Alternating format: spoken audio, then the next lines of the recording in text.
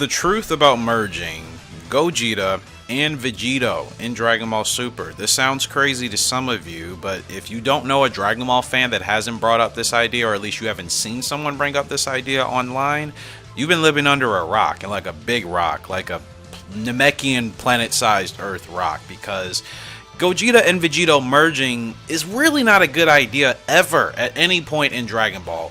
Why? Well, you're taking two characters that are already considerably strong on their own, especially once you give them, let's say, Super Saiyan Blue in the case of Gogeta and Vegito. We're not even counting Ultra Instinct or anything else.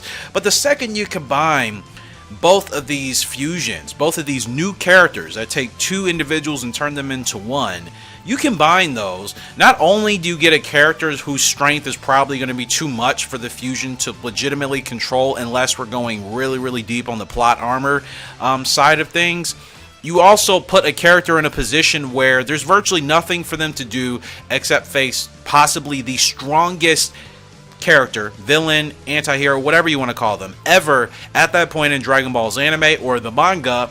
You have a showdown that can't last more than 30 minutes, right?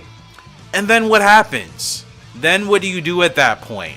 You would send Dragon Ball off into the sunset, knowing that Gogeta and Vegito both actually fused and kind of took all sorts of craziness and chaos.